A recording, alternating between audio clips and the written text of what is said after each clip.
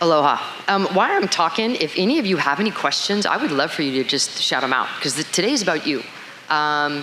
You know, listening to the mayor talk, he's spot on.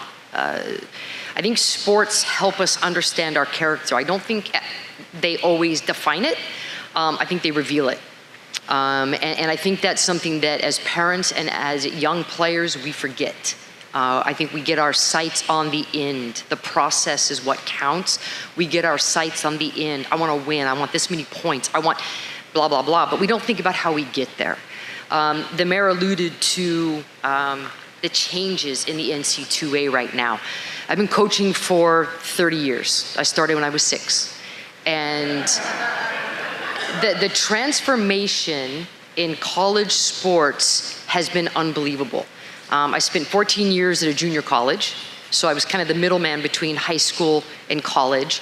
I spent a year with the Los Angeles Sparks as an assistant coach. That's the highest level, you know, the pros. And then I went to USC, which was a Power 5 at the time, in the Pac, I think it was 10, as an associate head coach, you know, 2 years trying to win a national championship.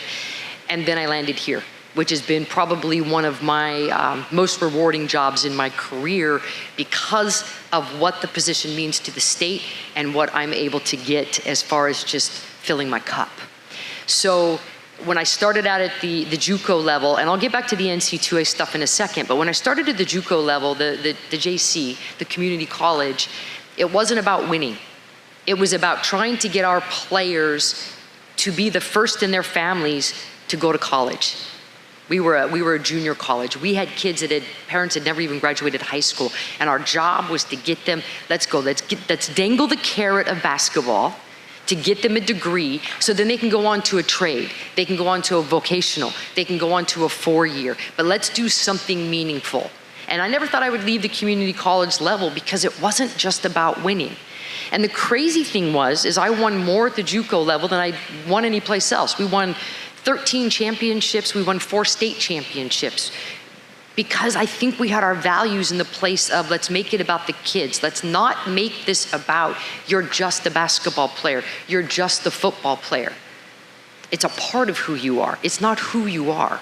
If you imagine a pie, right? A pie.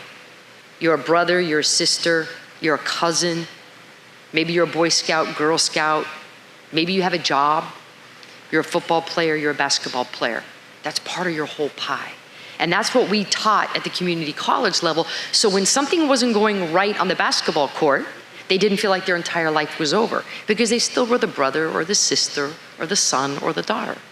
And I think that now, back to the NC2A, we are completely losing sight that this should be a transformative experience, a transformative job, not transactional. I do not recruit players in a transactional matter. I will not. What can you do for me? And then I will give you this. We bring young women in to say, we're going to help grow you off the basketball court to be your best. And I promise you, if you do that, then we're going to get your best on the basketball court. And by doing that, again, we've had great success.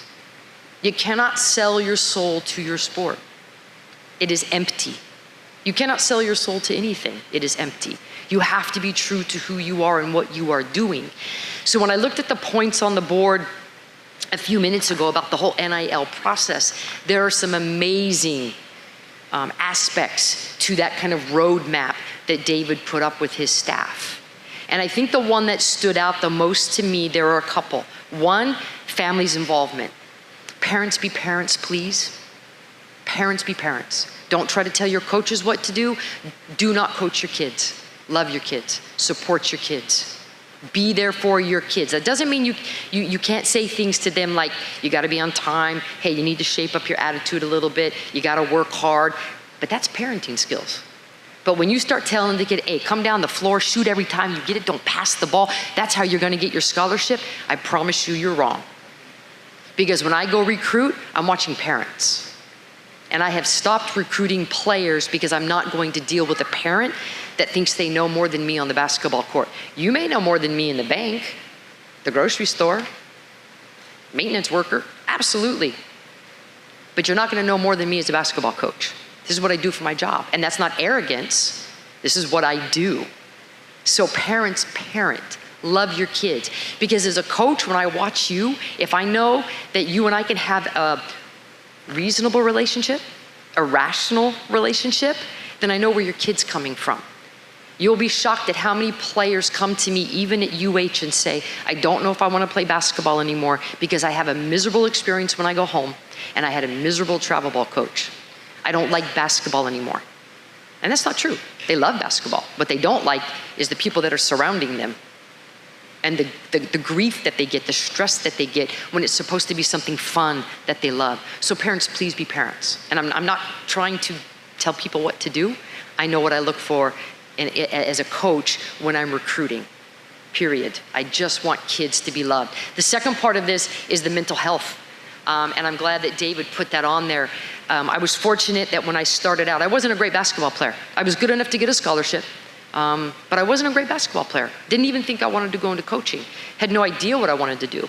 Thought I would maybe become a lawyer, advocate for children, maybe a sports agent. Didn't like school, wasn't a good student, wasn't a good basketball player. Worked hard. Knew kind of that I wanted to have fun. When I got into the basketball coaching area, all of a sudden I recognized this is a conduit to get young people to do things they don't think they know how to do, to motivate them, to inspire them. So the mental health part of it, I was fortunate enough to get a master's in counseling. Again, I was not a very good student, but I wanted to do something to affect change, kids in a great way. And I thought, well, I'll go become a graduate manager. I'll get paid zero, but they'll pay for my education. I'm gonna get my master's in counseling. Mental health is one of the biggest aspects I see now as a coach. I have amazing players. They are unbelievably talented, but they can't get out of their own way, or they don't have a next play mentality, or they don't have confidence, they don't have self-esteem, they don't have fill in the blanks. Money in NIL is not going to get you any of those things. It's going to put more pressure on you. Take care of your mental health. Take a deep breath. Realize you are a part, that pie.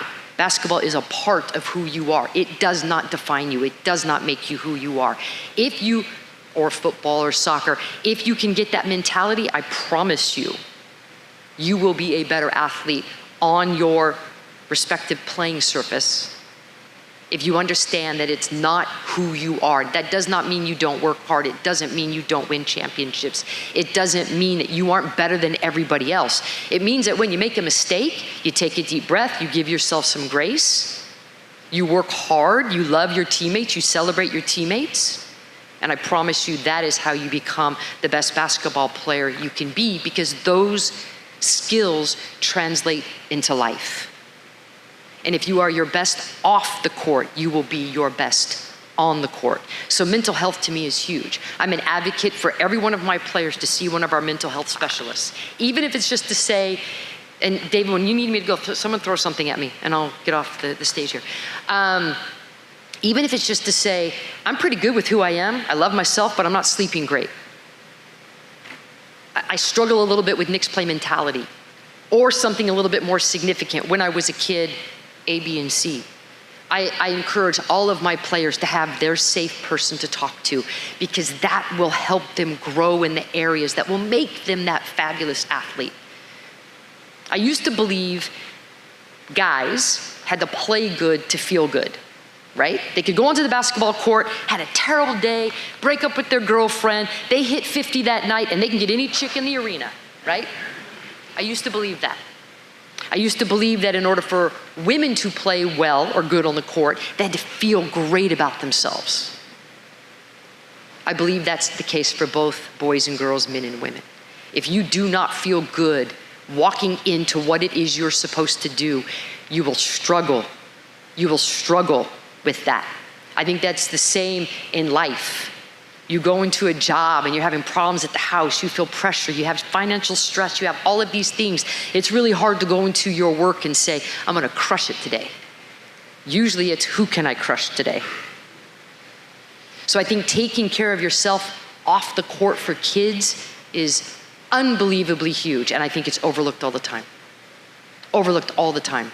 In the land of NIL, we call it revenue sharing, or NIL, where people are now paying kids to play. I think that there is a purpose for that. I do think that there are athletes and kids that do generate money for their institutions, and that money should be shared. But what I am seeing now, and it's completely discouraging for me and my philosophy of I want it to be transformative, not transactional. It's hard to find players who don't say, yeah, coach, I think Hawaii's great. You win championships. How much money am I going to get? That changes it. I left the pros for a reason. It was transactional. Do I think that you can sit here today and say, but I deserve money. I'm going to generate revenue. Absolutely. But don't chase it. Don't chase it. Sit down and talk with that coach. Find out their philosophy. Be careful of who your agent is because they're going to steal you blind. If you find an institution where you can find the sweet spot of, I need a little money, but I want a great experience, that's your love connection. But it can't be, I just want all the money. It can't. You will not be happy, and that money, unless it is in the millions of dollars, will not be enough to support you when you're done with your career, you don't have a degree, you don't have the skill set that the mayor talked about. That money will be gone, and it will be fleeting.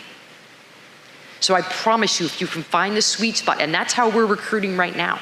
I am going out to young women saying, I cannot give you probably what you are worth, but what I can give you is something greater than that. Being a part of something bigger than yourself, a community that will love you, the pride that our program brings to the state of Hawaii, you will not find that anyplace else. So find the sweet spot. I can give you this. They can't give you that. Find that sweet spot. Do your homework. Talk to people who you trust, who don't want something for you, something from you, but they want something for you. That is the magic for you as you guys are going through this. And parents, it's the magic for you too. A lot of parents are finding the allure of NIL. I'm gonna get my kid, they're gonna go, I'm gonna shop my kid. We need money as a family. Don't do that. Don't do that. Your kid will resent you one day. They will resent it because they will not be put in a position to be successful and to follow their dream. They shouldn't be following checks, they should be following dreams. So I don't want to come off too preachy. That's the other guy's job. I just know what I've experienced over 30 years. I love what I do, it's changing. But I don't think we have to be susceptible to the change in a bad way. I think we can still be transformative in how we do things. So parents and kids, as you're going through this process, one, use your intuition. Have people around you that love you and want something for you, not from you. Do your homework. Never too early to reach out to a college coach. Do not do a highlight tape that is just you shooting threes and dunking and all this other crazy stuff. Show the good, the bad, the ugly. That's important. Get yourself exposure by getting off the island if you can. Go onto the continent, get some exposure. If you can't, play hard. Do what you need to do here because coaches recruit character as much as they do skill set. So I'm going over my time, so I'm trying to throw a lot in there. But I want to thank everyone so much for allowing me to be here. David, where are you? I don't know. Is that good? Okay, I guess I'm out. So aloha, thank you all so much. Take care.